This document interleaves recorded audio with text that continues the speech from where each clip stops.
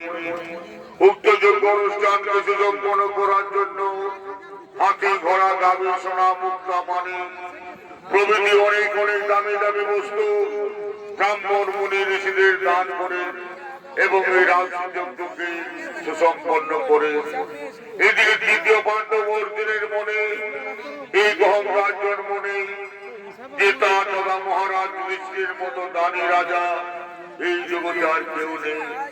তাই একদিন ভগবান শ্রীকৃষ্ণ এবং তৃতীয় পাণ্ডব অর্জুন কথোপকথন করার জন্য হস্তিনাপুর রাজপ্রাসাদে আগমন করছে।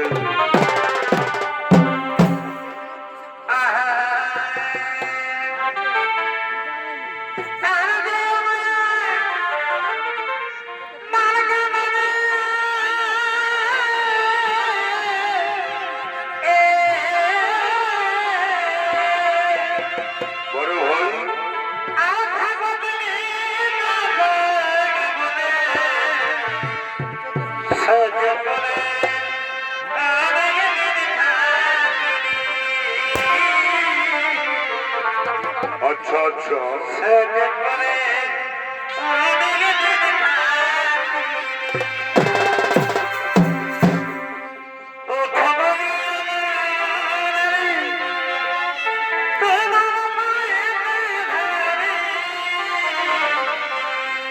अरे भाई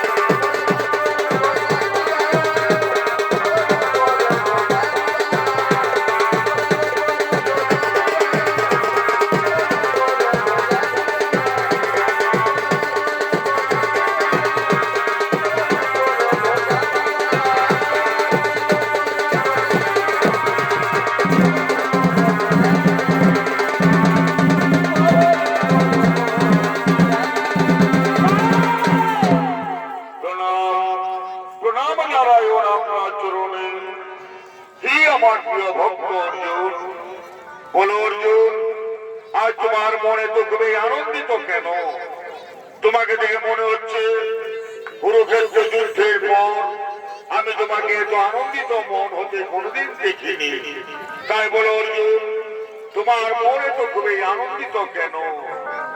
এই কেশব, আপনি তো জানেন আমার দাদা মহারাজ যুধিষ্ঠির রাজযুদ্ধ করে যে দান দিয়েছেন, তাদের পৃথিবীর সমস্ত ব্রাহ্মণ ঋষি মুনিগণ সেই দানের সামগ্রী সম্পূর্ণ নিয়ে যেতে পারেনি। তারা অর্ধেক দানের সামগ্রী ছেড়ে পালিয়েছিল। তাই হে কেশব, আমি মনে করি এই পৃথিবীর সর্বোচ্চ দানী রাজা হলেন আমার দাদা মহারাজ যুধিষ্ঠির। তার মতো দান এই জগতে কোন রাজা দিতে পারেনি। তাই আমি মনে করি এই পৃথিবীর সর্বোচ্চ দানী রাজা হলেন আমার দাদা মহারাজ যুধিষ্ঠির। এই জন্য আজ আমার মন এত খুবই আনন্দিত। হাসালে অর্জুন, তুমি আমাকে হাসালে। তুমি জানো না অর্জুন, তোমার দাদা মহারাজ যুধিষ্ঠির দানের তালিকায় তার নিচে নাম রয়েছে। তোমার দাদা যুধিষ্ঠির থেকেও এই পৃথিবীতে আরো অনেক অনেক দানী রাজা রয়েছে। না কেশব, না, আমি তা মানতে পারি না কেশব, আমি তা মানতে পারি না। আমি মনে করি এই পৃথিবীর সর্বোচ্চ দানী রাজা হলেন আমার দাদা মহারাজ যুধিষ্ঠির। শোনো অর্জুন, এই পৃথিবীর সর্বোচ্চ দানী রাজা হলেন আমার প্রিয় ভক্ত রাজা মৌরধ্বজ। রাজা মৌরধ্বজের নিয়ম হলো দান না করলে রাজা মৌরধ্বজ জল গ্রহণ পর্যন্ত করেন না। রাজা মৌরধ্বজের মতো দানী রাজা, তার মতো প্রজা পালন, তার মতো ধার্মিক রাজা এই জগতে আর কেউ নেই। শোনো অর্জুন, তাহলে তুমি রাজা মৌরধ্বজের পরীক্ষা নিতে চাও, তাহলে আমি আর তুমি ব্রাহ্মণ রূপ ধারণ করবো, সঙ্গে নেব যমরাজকে। কোথায় কোথায় ওই যমরাজ? তুমি তাড়াতাড়ি ছুটে এসো হস্তিনার রাজসভায়।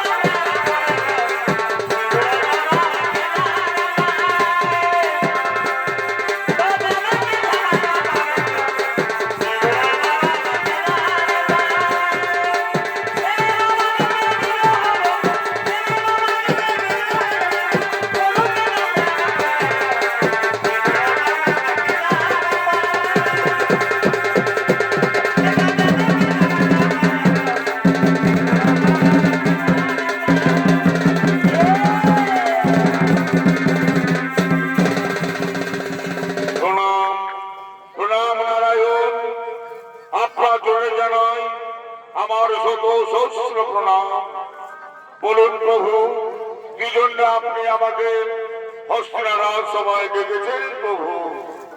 শুনো যমরাজ, অর্জুনের মনে অহংকার জন্ম নিয়েছে। আমরা চলে যাব রাজা মরধ্বজের রাজসভায়। রাজা মরধ্বজকে পরীক্ষা নিতে হবে। তা নিয়ে আর অর্জুন ব্রাহ্ম রূপ ধারণ করব, আর তুমি সিংহের রূপ ধারণ করবে। আমরা আমাদের বেশ বদল করে চলে যাব রাজা মরধ্বজের রাজসভায়। তাকে পরীক্ষা নেব। রাজা মরধ্বজ কত বড় দানি। তাই চলো আমরা তিনজন চলে যাব রাজা মরধ্বজের রাজসভায়।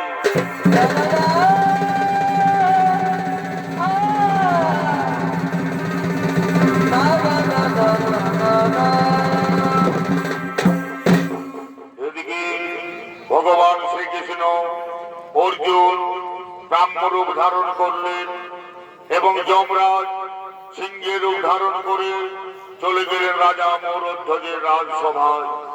এদিকে রাজা মরধ্বজ তার রাজসভায় আগমন করছে।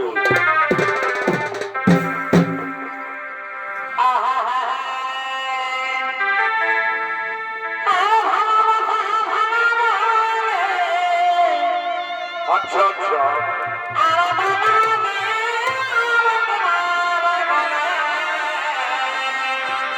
আরে ভাই,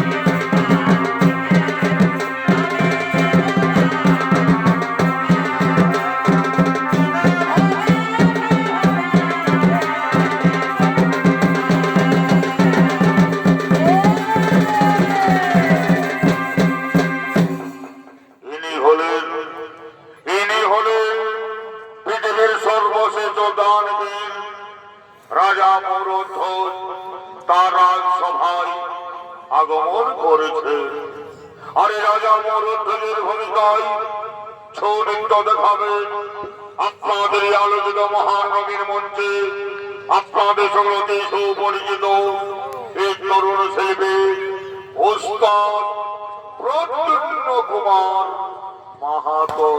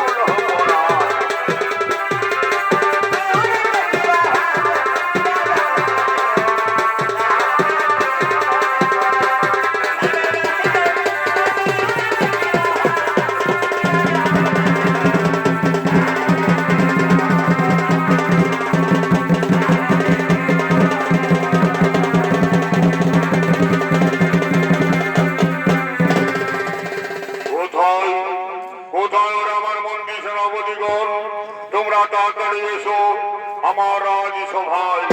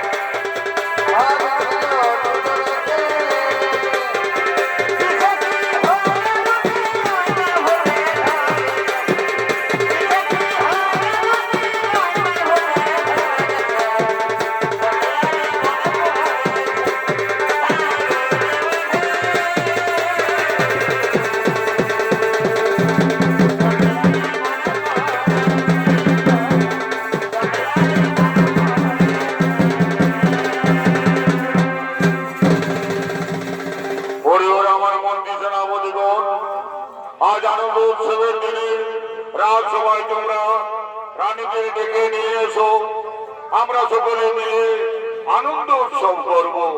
তাই হবে মহারাজ, তাই হবে।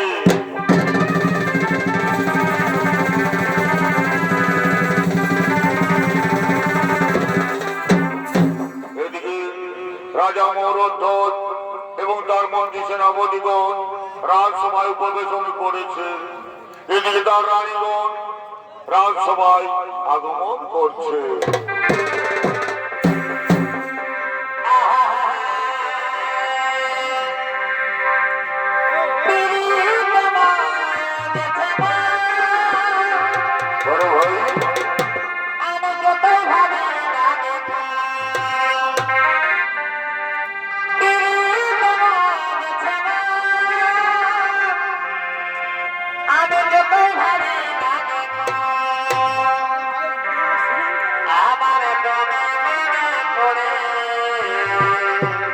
আচ্ছা আচ্ছা, আমার মনে মনে পড়ে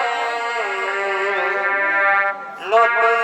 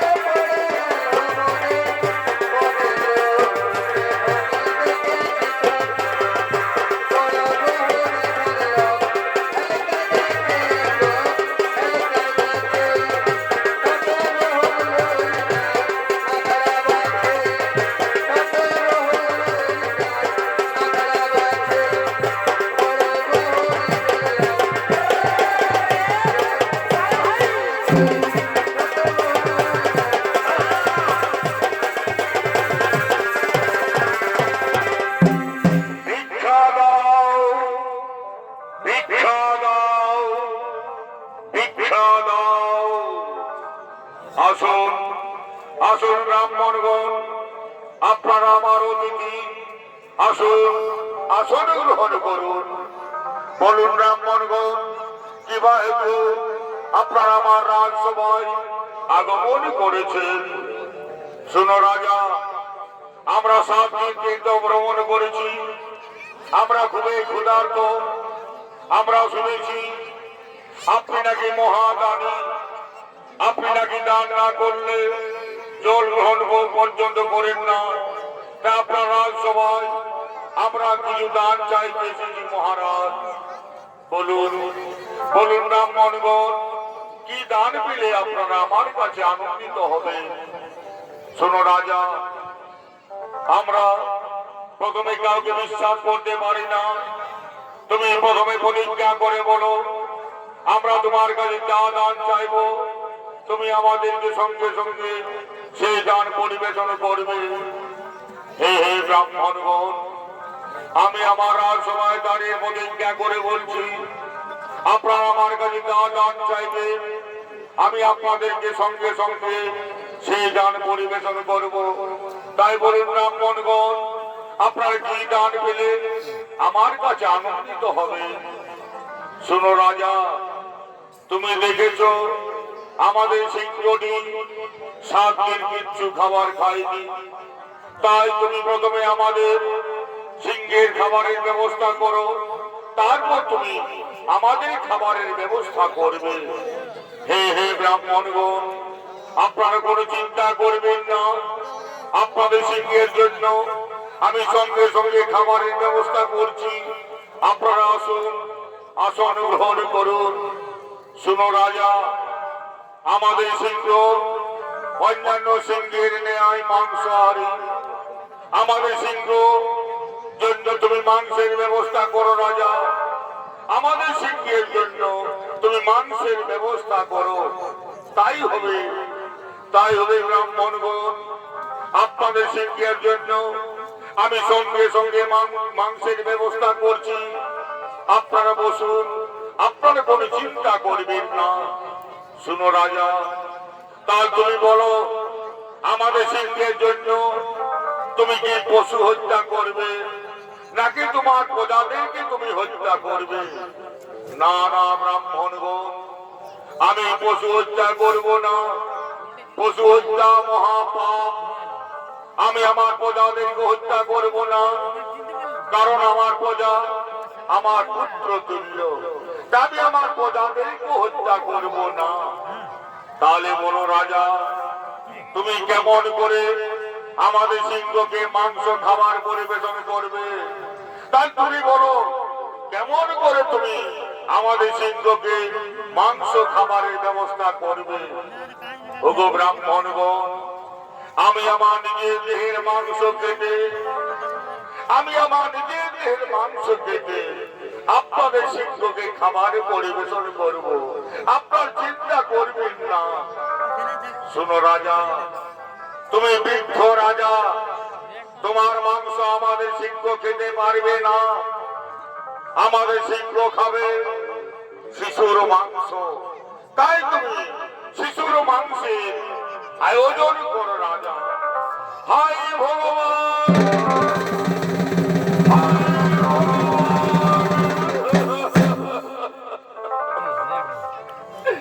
কোথায় পাবো আমি শিশুর মাংস?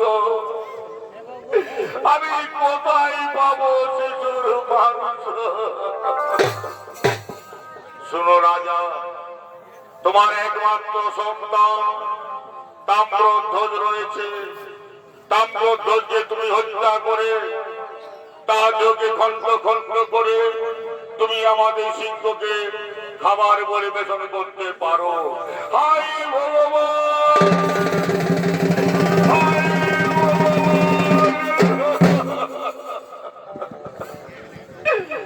একই পরীক্ষা করলে নারায়ণ, তুমি একই পরীক্ষা করলে।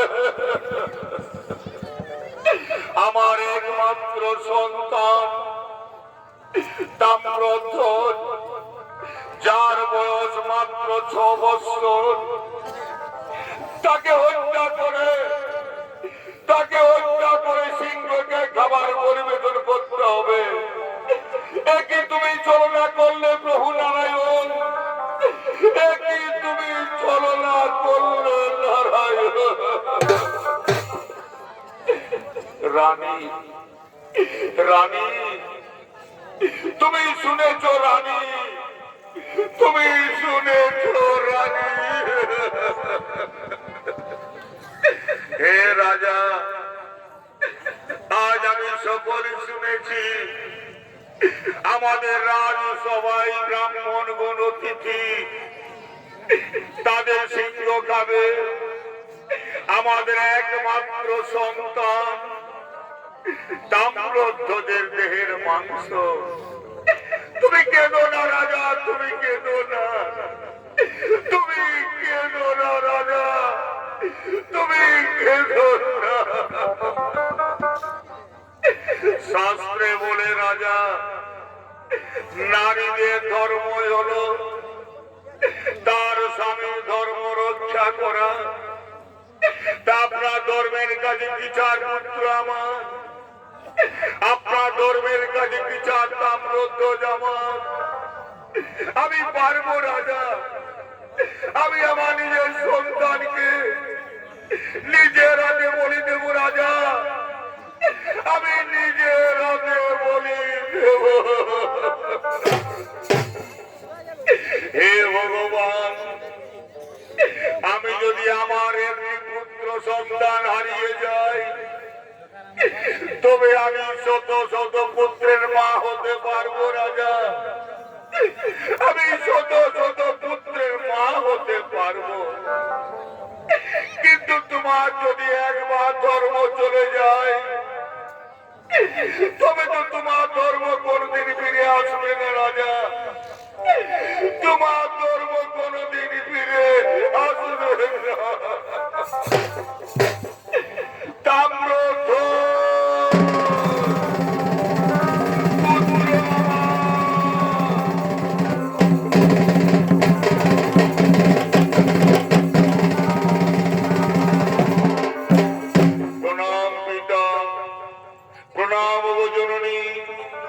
আপনাদের চরণে জানাই আমার শত সহস্র প্রণাম।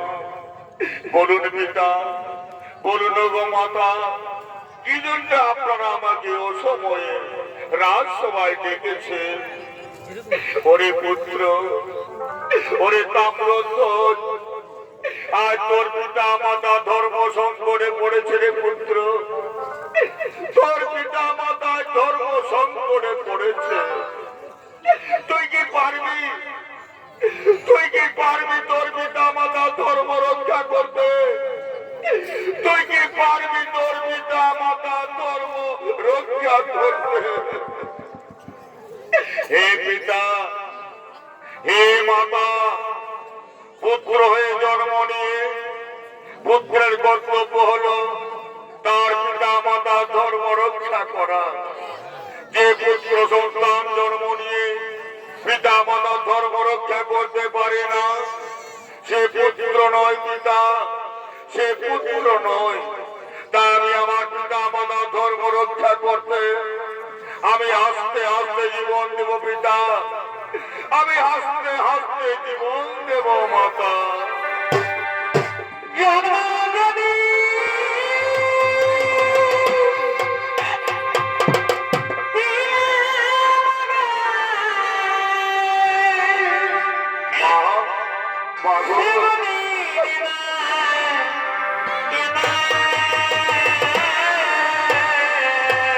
তুমি কেঁদো না মা,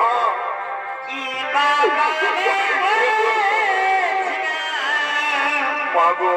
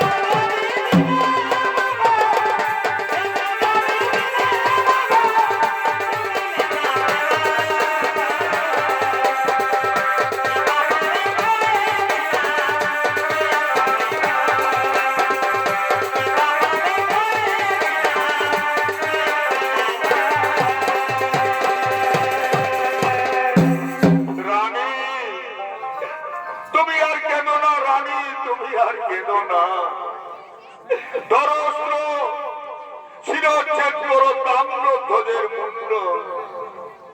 দাও স্বামী, দাও ভাগিনীর হাতে তরবারি। আজ আমার নিজের সন্তানকে নিজের হাতে বলি দেব। হে ভগবান, তুমি আমাকে কেন নারী জন্ম দিয়েছিলে ঠাকুর? তুমি আমাকে কেন নারী জন্ম দিয়েছিলে? তুমি যদি আমাকে নারী জন্ম দিলে, তুমি আমার কোলাহল করে পুত্র সন্তান দিয়েছিলে? কেন তুমি আমাকে পুত্র সন্তান দিয়েছিলে? যাকে 10 মাস 10 দিন গর্ভে ধারণ করেছি, অসহ্য পেটের যন্ত্রণা চটপট করে আমি আমার তাম্রধ্বজকে পৃথিবীতে জন্ম দিয়েছি। কিন্তু না স্বামী, না, আজ আমার কাছে আমার স্বামীর ধর্মই বড়।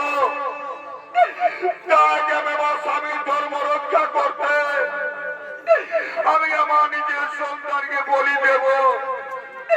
দাও স্বামী, দাও তরবারি।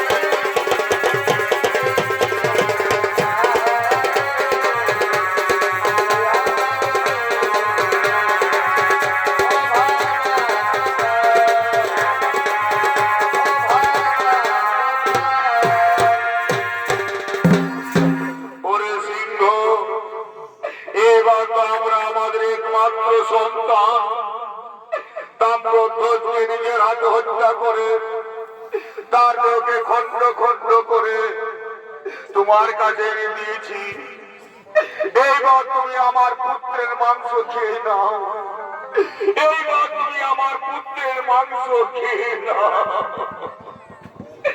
ওগো ব্রাহ্মণগণ, এইবার তো আমাদের একমাত্র সন্তান তাম্রধ্বজকে নিজের হাতে আমরা হত্যা করেছি, আর আপনাদের সিংহকে মাংস ভক্ষণ করিয়েছি।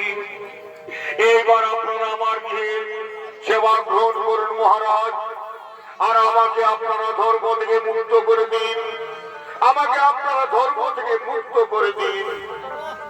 শোনো রাজা, তুমি মহাপাপী রাজা, তুমি মহাপাপী রাজা, তুমি মহাপাপ করেছো, তুমি শিশু হত্যা করে মহাপাপ করেছো।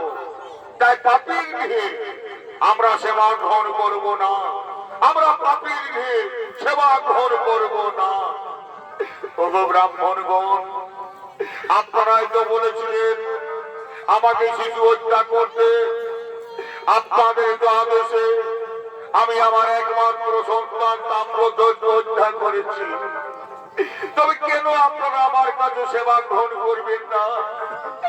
কেন আপনারা আমার কাছে সেবা গ্রহণ করবেন না? শুনো রাজা, তা আমরা জানি না তুমি মহাপাপী, তুমি শিশু হত্যা করে মহাপাপ করেছো। তাই পাপীর গৃহে আমরা কোনোদিন সেবা গ্রহণ করব না, আমরা কোনোদিন সেবা গ্রহণ করব না। আমরা রিক্ত হস্তে তোমার রাজপ্রাসাদ থেকে চলে যাব, আমরা রিক্ত হস্তে তোমার রাজপ্রাসাদ থেকে চলে যাব। হায় ভগবান, হায় ভগবান।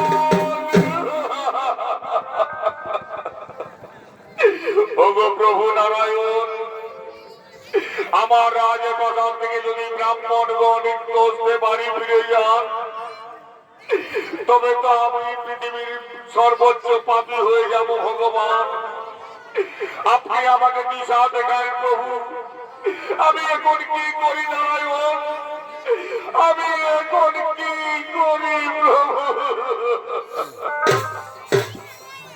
ওরে তাম্রধ্বজ পুত্র আমার, তুই একবার মৃত্যুবরণ করে তোর পিতা ধর্ম রক্ষা করেছিস রে পুত্র। আমার ধর্মের জোরে আমি যদি পৃথিবীর কোন জীবকে কোনদিন দুঃখ দিয়ে না থাকি, আমি যদি সদা সর্বদা ধর্ম পথে চলে থাকি, তাহলে আমার ধর্মের জোরে আমার পুত্র পুনরায় জীবিত হয়ে আমার ধর্ম রক্ষা করবে। ওরে পুত্র, তুই আমার ধর্ম রক্ষা কর পুত্র, তুই পুনরায় জীবিত হয়ে তুই আমার ধর্ম রক্ষা কর পুত্র।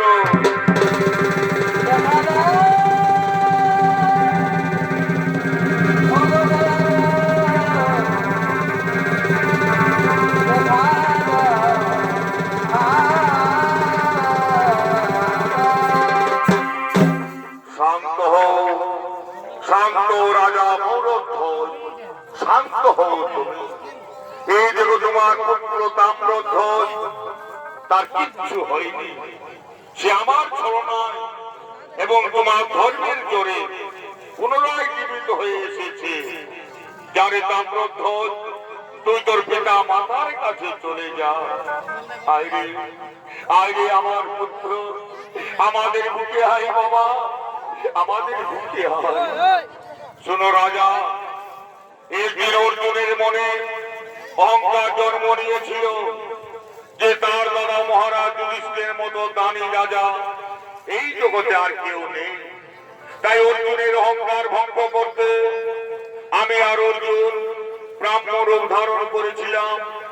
আজ যমরাজ সিংহের রূপ ধারণ করে তোমাকে পরীক্ষা করতে এসেছিলাম। তুমি সেই পরীক্ষায় আজ জয়ী হলে, তুমি প্রমাণ করলে তোমার মতো দাতা এই জগতে আর কেউ নেই। ওগো নারায়ণ, কেন এত বড় পরীক্ষা আপনাদের কাছে আমাকে দিতে হলো প্রভু? কেন এত বড় পরীক্ষা আপনাদের কাছে আমাকে দিতে হলো? শোনো রাজা, আমি জানি তুমি পৃথিবীর সর্বশ্রেষ্ঠ দানবীর, তোমার মতো দাতা এই জগতে আর কেউ নেই, কিন্তু আমি জানলে তো পৃথিবী জানবে না। তাই তুমি নিজে প্রমাণ দিলে, নিজে নিজের হাতে তোমার পুত্রকে হত্যা করে তুমি প্রমাণ দিলে তোমার মতো দাতা এই জগতে আর কেউ নেই। তাই তুমি আজ থেকে হলে পৃথিবীর সর্বশ্রেষ্ঠ দানবীর রাজা মৌরধ্বজ। তোমার মতো দান কেউ কোনদিন দিতে পারবে না। তাই তুমি আজ থেকে হলে পৃথিবীর সর্বশ্রেষ্ঠ দানবীর রাজা মৌরধ্বজ। জয় রাধে রাধা, কৃষ্ণ কৃষ্ণ